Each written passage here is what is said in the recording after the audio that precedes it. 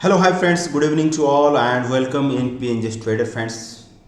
यहाँ पे मैं यूएसडी आईएनआर करेंसी की बात करने वाला हूँ कि निफ्टी जो क्रैक हुआ था, निफ्टी और बैंक निफ्टी जो क्रैक हुआ था, इसके पीछे रीजन क्या होता है। ठीक है, हम पूरा एकदम एनालिसिस करेंगे निफ्टी का वीडियो और बैंक निफ्टी का हम लोग, लेकिन इस वाले वीडियो में आपको सिंपल यूएसडी आईएनआर के बारे में बताने वाला हूँ कि यूएसडी आईएनआर का इंपैक्ट निफ्टी पे क्या पड़ा। ठीक है, क्यों निफ्टी यहाँ से गिरा और कहाँ तक निफ्टी गिर सकता है, उसके भी हम लोग यहाँ पे एनालिसिस करेंगे। ठीक है, तो मैं बात करता हूँ यहाँ पे यूएसडी आईएनआर करेंसी। जैसे मैंने आपको पहले ही बता के रखा है कि हर चीज़ एक दूसरे से को रिलेटेड है, चाहे कम्युनिटी, चाहे आपके डॉलर इंडेक्स, चाहे यूएसडी आईएनआर, चाहे मार्केट। ठीक है, देखो मार्केट आपको पहले से ट्रिगर, मार्केट में जो काम करता है, मार्केट कोई प्रेजेंट कंटिन्यूस के हिसाब से नहीं चलता है। Market is predictable.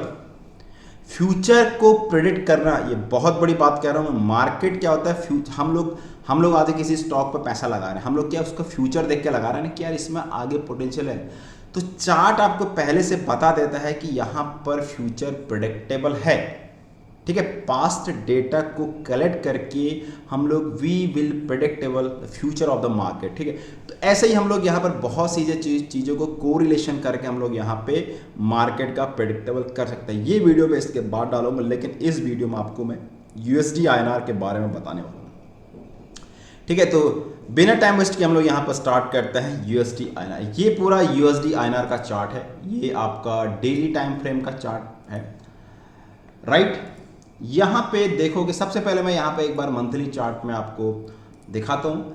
आपको मैंने पहले शायद बता के रखा है कि जो करेंसी निफ्टी और यूएसडी आईएनआर में क्या है, निफ्टी अगर ऊपर जाएगा तो आपका यूएसडी आईएनआर नीचे आएगा, और अगर यूएसडी आईएनआर ऊपर जाएगा तो मार्केट यहाँ पे नीचे आएगा। सिंपल लॉजिक पे काम करिए। ठीक है, क्योंकि यूएसडी आईएनआर मतलब यूएसडी आईएनआर, आपके इसमें दो करेंसी छिपी हैं, एक हमारा यूएसडी डॉलर है, दूसरा हमारा इंडियन रुपीज है। ठीक है, अगर डॉलर हमारा बढ़ रहा है तो हमारा जो इंडियन रुपीज है वो हमारा डिप्रिशिएट हो रहा है, और अगर डॉलर यहाँ पे नीचे आ रहा है तो हमारा इंडियन रुपीज यहाँ पे एप्रिशिएट हो रहा है, राइट। तो ये मंथली चार्ट है, आप देखोगे तो मंथली चार्ट अभी यहाँ पे दिस इज द करेक्शन, ये आपका एक सपोर्ट पे आया था, दिस इज द सपोर्ट। ठीक है, आप देखोगे ये पूरा इसका मंथली सपोर्ट था। मंथली सपोर्ट के हिसाब से तुरंत मार्केट वापस गया, और ट्रेंड लाइन कैसे, मैंने आपको बताना, अगर आप ट्रेंड लाइन चैनल पर भी काम करोगे फ्रेंड्स तो आपको हर जगह पैसा बनेगा।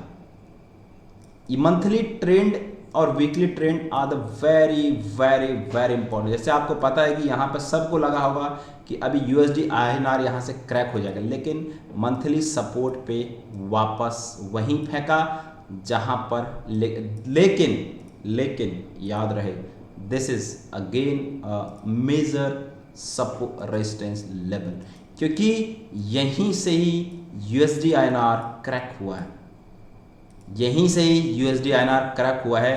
तो यही अपने को चाहिए, ये एक डबल बॉटम बनाते हुए चाहिए। तो इसी रेंज में मुझे ऐसा लगता है आने वाले टाइम में फिलहाल यूएसडी आईएनआर इसी रेंज में मूव कर सकता है।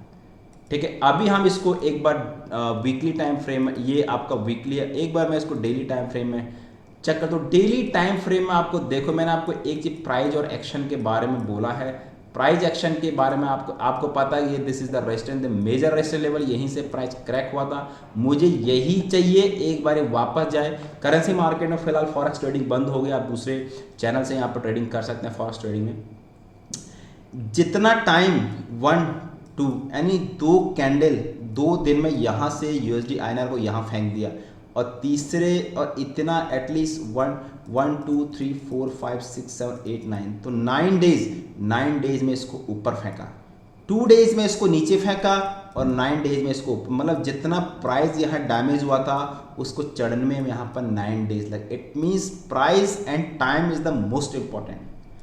प्राइस प्राइस एंड टाइम हम दोनों को ही, हम ट्रेड में क्या कर रहे हैं, प्राइस और टाइम, कितना टाइम फ्रेम है और कितना प्राइस, सिंपल सा लॉजिक। अगर आप कोई इंडिकेटर पे नहीं लगाते थे, इंडिकेटर आपको क्या बताता है, कंफर्मेशन बताता है। मैं इसमें आपको कुछ नहीं बता रहा हूँ, सिंपल आपको ये बता रहा हूँ कि कहाँ से प्राइस गिरा था और कहाँ से मूव है और आने वाले टाइम में यहाँ पर क्या हो सकता है, बिकॉज मार्केट इज प्रेडिक्टेबल। ठीक है, हम लोग फ्यूचर को आइडेंटिफाई कर रहे हैं, क्लियर कट भाई। अगर यही अगर सबको आ जाता ना तो सब लोग यही करते। घिसे ही है, बहुत घिसाई है, 4 साल से घिसा रहा था, लेकिन अब एक फुल कॉन्फिडेंस के साथ कह सकता हूं यस। ठीक है, बाकी अभी भी मैं लर्निंग, दोस्तों मैं लर्निंग करता ज़रूर हूँ। मेरा 10-12 घंटा अभी भी चार्ट पे, बुक्स पे ज़्यादा ज़रूर है।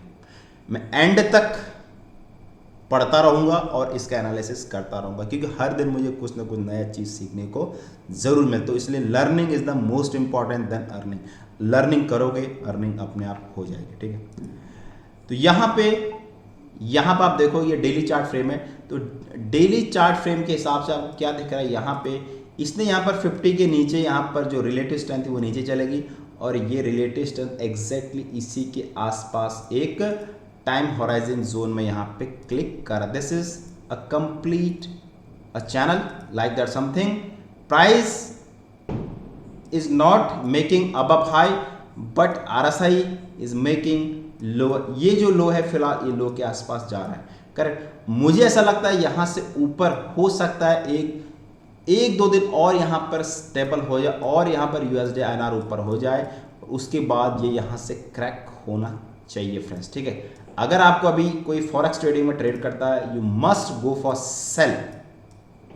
ठीक है, ये फर्स्ट टाइम है, ये सेकंड टाइम आपको पता है कि सेकंड टाइम एक बार सेलिंग, देखो सेलिंग यहाँ पे, जैसे ये फर्स्ट टाइम था, सेकंड टाइम यहाँ पे सेलिंग आया, एक बार बड़ी कैंडल ट्रैप किया सोना और सिल्वर की तरह, वापस रिट्रेस, देन वापस। तो ये वाला टाइम फ्रेम में अभी यहाँ पर ये मूव करेगा, करेक्ट।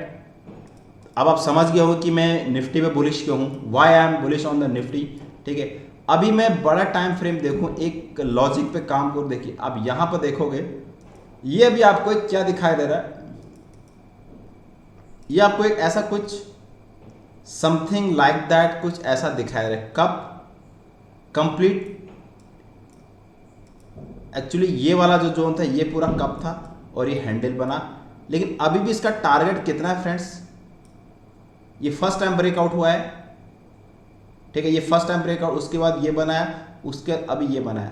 अब देखते हैं ये अगर इसको इसने ब्रीच कर दिया, अब ये भी देखो, इसको अगर इसने ब्रीच कर दिया तो इतना टारगेट फिर ये $US इंडेक्स और ना USD INR ऊपर, तो 91 के आसपास यहाँ से और मोमेंटम आ सकता है। तो यहाँ से प्राइस फिर डैमेज होगा, लेकिन मुझे ऐसा लग नहीं रहा है, मुझे ऐसा लग रहा है एक बार ये ऊपर, ये एक बार फिर से वापस इसी जोन में थोड़ा बहुत आना चाहिए और मार्केट को एक बार निफ्टी को 26,277 यानी 277 से लेकर 26,500 तक रेंज जाना चाहिए, उसके बाद यहाँ प्राइस एक्शन होगा जरूर।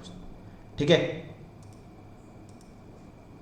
होप गाइज आप मेरी बात को समझ रहे होंगे मैं क्या कह रहा हूँ। ठीक है, एक बार मैं इसको आपको 4 आवर के टाइम फ्रेम में देता हूँ। ठीक है, 4 आवर के टाइम फ्रेम में relative strength is making all time high, यहाँ पर ये ऑल टाइम हाई बन गया और यहाँ पे ये जो है इसके इर्द गिर्द ये घूम रहा है। ठीक है, तो इतना जल्दी इसको ब्रेक नहीं करेगा फ्रेंड्स। ठीक है, ये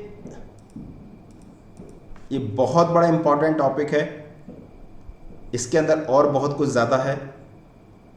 ठीक है, तो इसको ट्रैक करिए, मार्केट में एंटर करिए। ठीक है, चलिए थैंक यू।